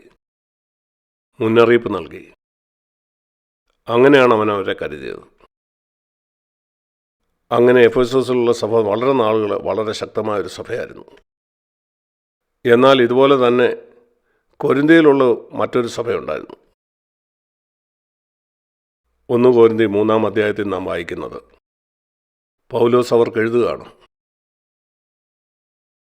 1 കൊരിന്ത്യർ 3-ൽ, കൊരിന്ത്യയിലുള്ള വിശ്വാസികളെ, ആത്മീയരോടെന്ന പോലെ എനിക്ക് നിങ്ങളോട് സംസാരിക്കാൻ കഴിയുന്നില്ല. ബുദ്ധിമാന്മാരായ ആളുകൾ അവിടെ ഉണ്ടായിരുന്നു, കുറച്ചു പേരെങ്കിലും. ശിശുക്കളോടെന്ന പോലാണ് ഞാൻ നിങ്ങളോട് സംസാരിക്കുന്നത്. 3-ാം വാക്യത്തിൽ, കാരണം നിങ്ങൾ ജഡീകന്മാരാണ്. നിങ്ങളുടെ ഇടയിൽ ഈർഷ്യമുണ്ട്, പിണക്കമുണ്ട്. പൗലോസ് ശക്തമായി അവരെ തിരുത്തുകയാണ്. അവരെ ഇങ്ങനെ ശക്തമായി തിരുത്തിയത് കാരണം അവരവനെ നിന്ദിച്ചു. അത് കാണുന്നത് 2 കൊരിന്ത്യർ 10-ാം അധ്യായത്തിലാണ്. കൊരിന്ത്യയിലുള്ള വിശ്വാസികൾ പൗലോസ് അപ്പോസ്തലനെ എങ്ങനെ നോക്കിക്കണ്ടെന്നാണ് ഇവിടെ നാം വായിക്കുന്നത്. അവരെ ശക്തമായി തിരുത്തി കാണും. നിങ്ങളൊക്കെ കുഞ്ഞുങ്ങളാണ്, നിങ്ങൾ ജഡികരാണെന്നൊക്കെ. അത് കാരണം കൊരിന്ത്യയിലുള്ള വിശ്വാസികൾ, 2 കൊരിന്ത്യർ 10-ലെ കൊരിന്ത്യയിലുള്ള വിശ്വാസികൾ പൗലോസിനെ കണ്ടത് എങ്ങനെയാണെന്ന് വായിക്കുന്നു. അതിൻ്റെ 10-ാം വാക്യം, അവർ പറഞ്ഞു, അവൻ്റെ ലേഖനങ്ങൾ ഘനവും ഊറ്റവും ഉള്ളതാണ്, എന്നാൽ ശരീരസന്നിധിയോ ബലഹീനവും വാക്കുകൾ നിന്ദ്യവുമാണ്. നിങ്ങൾക്ക് സങ്കല്പിക്കാമോ കൊരിന്ത്യയിലുള്ള വിശ്വാസികൾ പൗലോസ് അപ്പോസ്തലനെക്കുറിച്ച് ഇങ്ങനെ ചിന്തിക്കുന്നെന്ന്? അവനെ കുറ്റപ്പെടുത്തിക്കൊണ്ട് നിന്നയോടെ സംസാരിക്കുന്നത്. ഒരത്ഭുതവുമില്ല. കൊരിന്ത്യ സഭ അപ്പോസ്തലന്മാരുടെ കാലത്തിലുള്ള ഏറ്റവും മോശം സഭയായത്. അവർ വിമർശകരായിരുന്നു. കാരണം അവർ ചിന്തിച്ചു അവർ വളരെ ബുദ്ധിമാന്മാരാണ്. അവർ ബുദ്ധിമാന്മാരായിരുന്നു. ഇത് ചരിത്രം സമ്മതിക്കുന്ന കാര്യമാണ്. കൊരിന്ത്യയിലുള്ള ആളുകൾ വളരെ ബുദ്ധിമാന്മാരായിരുന്നു. പൗലോസിന് അവരെക്കാളും ബുദ്ധി ഉണ്ടായിരുന്നു. എന്നാൽ 1 കൊരിന്ത്യർ 2-ൽ അവൻ പറയുകയാണ്, ഞാൻ എൻ്റെ ബുദ്ധി ഉപയോഗിച്ചല്ല നിങ്ങളോട് സംസാരിക്കുന്നെന്ന്. ഒരു പണ്ഡിതനെ പോലെ തൻ്റെ ബുദ്ധി ഉപയോഗിച്ച് അവൻ അവരോട് സംസാരിക്കാൻ കഴിയുമായിരുന്നു. എന്നാൽ മനഃപൂർവ്വമായിട്ട് അവൻ അതിനെ കൊന്നുകളഞ്ഞു. കാരണം അവനറിയാവുന്ന പരിശുദ്ധാത്മാവാണ് ദൈവത്തിൻ്റെ വഴിയെന്ന്, മനുഷ്യൻ്റെ ബുദ്ധിയല്ല എന്ന്. അവനിത് 1 കൊരിന്ത്യർ 2-ാം അധ്യായത്തിൽ കാണുന്നു. ഞാനും സഹോദരന്മാരെ നിങ്ങളുടെ അടുക്ക വന്നപ്പം, 1 കൊരിന്ത്യർ 1:1, വചനത്തിൻ്റെയോ ജ്ഞാനത്തിൻ്റെയോ വൈഭവം കൂടാതെ അത്രേ ദൈവത്തിൻ്റെ സാക്ഷ്യം നിങ്ങളോട് പ്രസ്താവിപ്പാൻ വന്നത്. ആത്മാവിലാണ് അവൻ സംസാരിച്ചത്.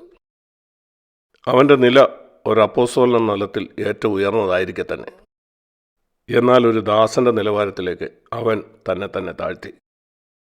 അവൻ അവരെ തിരുത്തിയപ്പം 1 കൊരിന്ത്യർ 4-ൽ നാം കാണുന്നു. 15-ാം വാക്യത്തിൽ അവൻ പറയുകയാണ്, നിങ്ങളോട് പ്രസംഗിക്കാനും പഠിപ്പിക്കാനുമായിട്ട് അനേക ആളുകളെ കൊരിന്ത്യയിലേക്ക് വരുന്നുണ്ട്. എന്നാൽ നിങ്ങൾക്ക് പിതാക്കന്മാരെ അറിയില്ല. ഒരു യഥാർത്ഥ അപ്പോസ്തലൻ ഒരു പിതാവിനെ പോലാണ്. സുവിശേഷം മൂലം ഞാൻ നിങ്ങളുടെ പിതാവായിരുന്നു. ഒരു യഥാർത്ഥ ദൈവമനുഷ്യൻ ഒരു പണ്ഡിതനെ പോലെ ഉന്നതമായ കാര്യങ്ങൾ പറഞ്ഞ് നിങ്ങളെ മതിപ്പുളവാക്കുന്നവനല്ല. അവനൊരു പിതാവിൻ്റെ ഹൃദയമുണ്ടായിരിക്കും. അങ്ങനെ ഹൃദയമുള്ള പിതാക്കന്മാർക്കാണ് നിങ്ങൾ നന്ദിയുള്ളവരായിരിക്കണം. നിങ്ങളുടെ ഇടയിൽ അതുണ്ടെന്ന് ഞാൻ വിശ്വസിക്കുന്നു. അങ്ങനെയുള്ളവരെ നിങ്ങൾ ബഹുമാനിക്കണം. അങ്ങനെയാണ് ദൈവസഭ പണിയുന്നത്. അവസാനമായിട്ട് ഞാൻ നിങ്ങളെ എഫേസ്യ ലേഖനം അതിൻ്റെ 4-ാം അധ്യായത്തിലേക്ക് കൊണ്ടുപോകാം.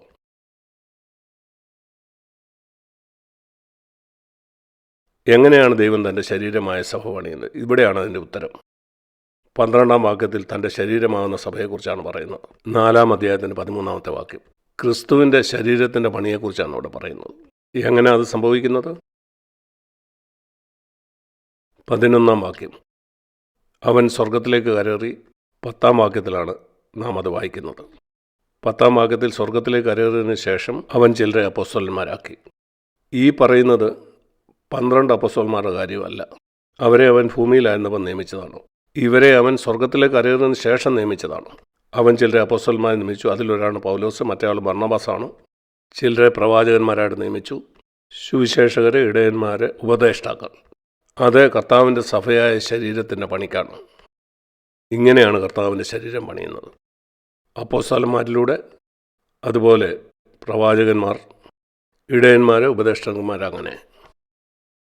ഇത് വിശ്വാസത്തിലും ദൈവപുത്രനെക്കുറിച്ചുള്ള പരിജ്ഞാനത്തിലും വളർന്ന് ക്രിസ്തുവിൽ തികഞ്ഞ പുരുഷത്വം പ്രാപിക്കേണ്ടതിനാണ്.